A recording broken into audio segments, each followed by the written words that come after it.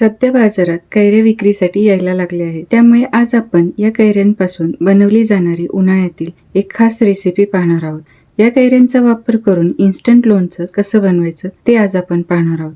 हे लोणचं चवीला एकदम चटपटीत लागतं. ते एकदम सोप्या पद्धतीने कसं बनवायचं ते पाहूया. कैरीचे इन्स्टंट लोणचे करण्यासाठी मी येथे 2 तोतापुरी कैऱ्या घेतल्या आहेत. त्या मी स्वच्छ धुवून पुसून कोरड्या करून घेतल्या आहेत. आता या कैरीचा वरील भाग मी चाकूने अशा प्रकारे कट करून घेतला आहे. आता ही कैरी शिलणीच्या साहाय्याने अशा प्रकारे व्यवस्थित शिलून घ्यायची आहे. याच पद्धतीने दुसऱ्या कैरीची देखील सालं काढून घेऊ. अशा पद्धतीने दोन्ही कैऱ्यांची मी सालं काढून घेतली आहेत. आता यानंतर चाकूच्या साहाय्याने या कैरीच्या उभ्या फोडी करून घ्यायच्या आहेत. या फोडी खूप पातळ किंवा खूप जाड न करता मध्यम आकाराच्या फोडी करून घ्यायच्या आहेत. त्यानंतर या फोडी करताना यातील कोळीचा भाग मात्र बाजूला काढून टाकायचा आहे.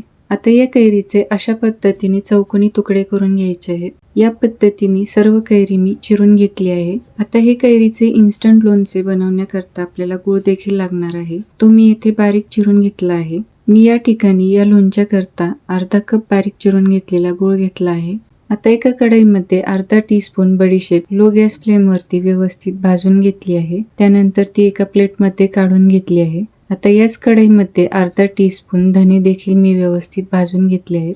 त्यानंतर प्लेटमध्ये काढून घेतले आहेत. आता या छोट्या खलबत्त्यामध्ये भाजून घेतलेले धने व बडीशेप टाकून घेऊ. याची जास्त बारीक पूड न करता हे ओबडधोबड वाटून घेऊ. अशा प्रकारे सर्व भाजून घेतलेल्या धने व बडीशेपची पूड मी करून घेतली आहे. आता एका कढईमध्ये 3 टेबलस्पून तेल मी टाकून घेतले आहे.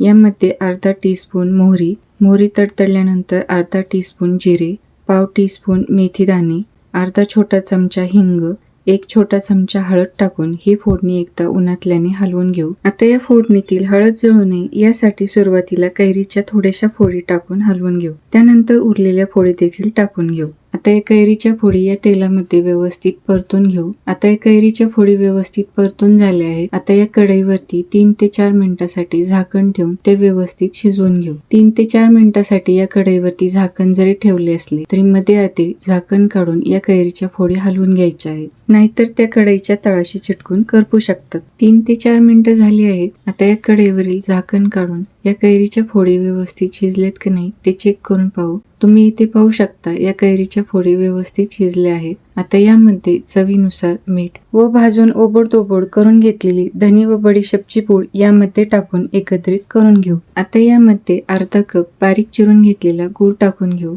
तो यामध्ये उन्हातल्याच्या साहाय्याने सतत हलवून अशा प्रकारे एकत्रित करून घ्यायचा आहे. आता या मिश्रणातील पूर्ण गूळ आपल्याला मेल्ट करून घ्यायचा आहे. या मिश्रणातील पूर्ण गूळ मेल्ट झाल्यानंतर यामध्ये 1 टीस्पून लाल तिखट टाकून ते अशा प्रकारे एकत्रित करून घ्यायचे आहे. या मिश्रणामध्ये लाल तिखट टाकल्यानंतर मोजून 1 ते 2 मिनिटं हे मिश्रण मी अशा प्रकारे हलवून घेतले आहे. त्यानंतर हे मिश्रण घट्टसर झाल्यानंतर मी गॅस बंद करून टाकला आहे. अशा प्रकारे आंबट गोड तसेच चटपटीत चवीचं इन्स्टंट लोणचं बनवून तयार आहे. हे लोणचं तुम्ही चपाती व पराठ्यासोबत खाऊ शकता. हे लोणचं तुम्ही काचेच्या भांड्यात काढून ते फ्रीजमध्ये जर ठेवले तर 9-10 दिवस चांगले टिकते. एकदा नक्की बनवून पहा. हा व्हिडिओ जर तुम्हाला आवडला असेल तर व्हिडिओला लाईक व चॅनलला सबस्क्राईब नक्की करा.